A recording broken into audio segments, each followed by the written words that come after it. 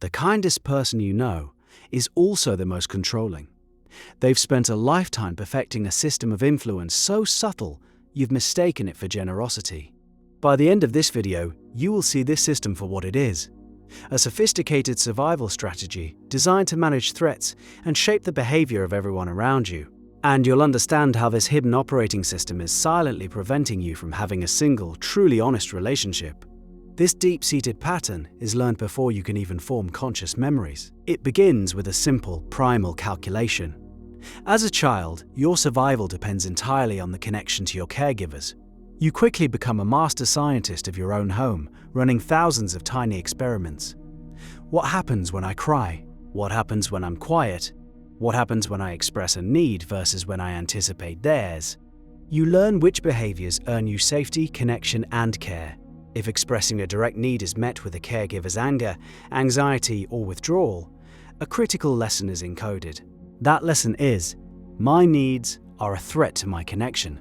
My survival depends on suppressing my own authentic self and performing the self that is required, the approved self. So you learn to please. You become an expert at reading micro-expressions, sensing shifts in tone, and anticipating the emotional needs of others before they are even aware of them. This is a survival adaptation, learned before conscious choice was even possible. It's a brilliant strategy for a powerless child. But that early programming creates a lifelong blueprint for all relationships. The system that kept you safe in your childhood home gets applied to your friendships, your romantic partnerships, and your career. And the results are quietly catastrophic.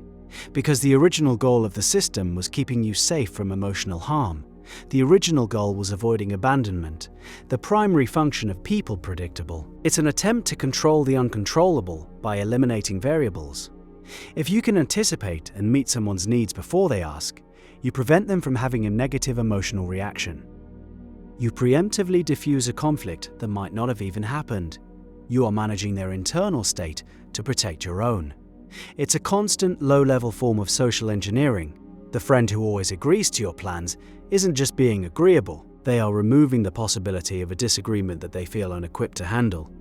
The partner who insists, "I'm fine," when they are clearly upset, is controlling this situation. They are denying you the information needed to have a real, authentic, and likely difficult conversation. They are prioritizing the absence of conflict over the presence of intimacy. Think about the last time someone was too nice to you. That faint feeling of unease, like you were being managed. That's your intuition picking up on the real transaction. You're not just being given a gift of kindness, you are being placed under a subtle, unspoken obligation to be pleased, to be happy. To validate the pleaser's efforts, your authentic, messy, potentially negative reaction is the one thing their system cannot handle. So they work tirelessly to ensure it never appears. But this constant management comes at a staggering cost. A hidden tax is levied on every single interaction, and it creates a specific kind of internal poison that builds up silently over years. That poison is resentment. The people pleaser is constantly giving from a place of deficit. Each act of service, each suppressed opinion, each swallowed need is a deposit into a secret account. They operate on a covert contract. The terms are never spoken aloud, but they are absolutely real to the pleaser. The contract reads, "I will sacrifice my needs for you. In return, you will appreciate me, you will approve of me, you will never get angry with me, and you will intuitively know my needs and meet them without me ever having to ask." This contract is, of course, doomed to fail. Other people are not mind readers. They are living their own lives, unaware they are a party to your secret agreement. So when they fail to hold up their end of the bargain you wrote for them, the resentment begins to build. It starts as a low hum of frustration. It grows into a bitter narrative about how much you do for others and how little you get in return. This resentment eventually leaks out. It shows up as passive aggression, sarcastic comments, chronic fatigue, or sudden emotional outbursts over something completely trivial. The argument about the dishes is never about the dishes. It's about the 100 unspoken needs, the 1,000 moments of self-abandonment that came before. The system is breaking down under the weight of its own dishonesty. But the most damaging part of this entire cycle isn't even the broken relationships or the bitterness. It's what it does to the people pleaser's sense of self.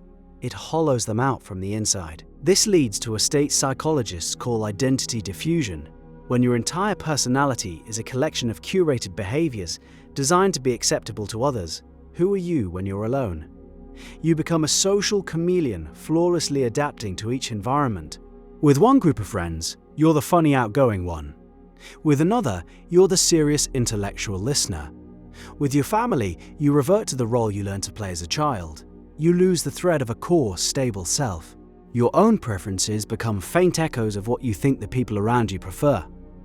After years of saying, "I don't mind," whatever you want is fine, you genuinely no longer know what you want.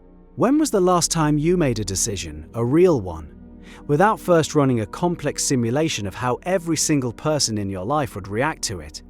From the restaurant you choose for dinner to the career path you follow. The feedback of others becomes more real than your own internal compass. You look outside of yourself for permission, for validation, for a sense of okayness. You outsource your self-worth. This is exhausting. It's a full-time job to constantly monitor yourself and others, to manage perceptions and perform a version of yourself that feels safe but never feels real. So if this system is so destructive, why is it so incredibly hard to stop? The brain has a very specific and quite logical reason for clinging to this strategy, even as it burns your life to the ground. The brain's primary job is to keep you safe, and it does this by prioritizing predictability. Your people-pleasing strategy, for all its flaws, is a known quantity. The outcome is predictable. You will feel drained, unseen, and resentful, but you will likely avoid direct conflict and outright rejection. In the brain's calculus, this is a survivable outcome. The alternative, setting a boundary, stating a need directly, saying no, is a terrifying unknown. It represents a massive spike in social risk. What will they do? Will they get angry? Will they leave me? To the primal part of your brain, this social risk feels like a survival threat. And your brain is programmed to choose familiar pain over uncertain freedom every single time. It is holding you inside a cage you built because it fears what's outside the bars. When you first try to change this pattern, your anxiety will skyrocket. This is called an extinction burst. The brain panics. It floods your system with stress hormones, screaming, "This is dangerous. I told you this was a bad idea. Go back to being nice. Apologize. Smooth it over." People in your life accustomed to your pleasing behavior may also push back. They may get confused or angry. Your brain will register this as confirmation that authenticity is dangerous. This is the moment most people retreat. They collapse back into the familiar comfort of the cage. But there is a way through this fire. It requires a small but profound shift in your fundamental goal for every social interaction. The shift is from trying to manage other people's feelings to learning how to manage your own. The work is not about becoming a person who never feels fear. The work is about increasing your capacity to tolerate the discomfort of other people's disapproval. You must learn to sit with the anxiety of someone being unhappy with you and not immediately try to fix it. You have to let it be there, in the space between you, and teach your nervous system, through direct experience, that you can survive it. Their reaction is their business. Your truth is yours. True kindness is born from this place. It's an offering made from a full cup, with no expectation of return. It is honest. It is clean. Kindness without honesty is a performance. The goal is to stop lying, to stop the small daily lies of saying "I'm fine" when you're not, of saying yes when your body is screaming no, of offering compliments you don't mean to smooth social friction. Each time you choose a small, uncomfortable truth over a comfortable, pleasing lie, you build a muscle. You are casting a vote for a more authentic self. You begin to build self-respect, which is the only antidote to the endless, draining quest for external validation. You discover that the world doesn't end when you say no. You discover that the people who are meant to be in your life will respect your boundaries. The ones who don't were only there for what you could provide them. The people pleaser asks, "What do they need from me to be okay?" The authentic person asks, "What is true for me right now?" For years, you have perfected answering the first question. The second one is where your life actually begins. And this same fear of disapproval is what keeps people trapped in systems far larger than relationships, which is a different kind of cage, built with the exact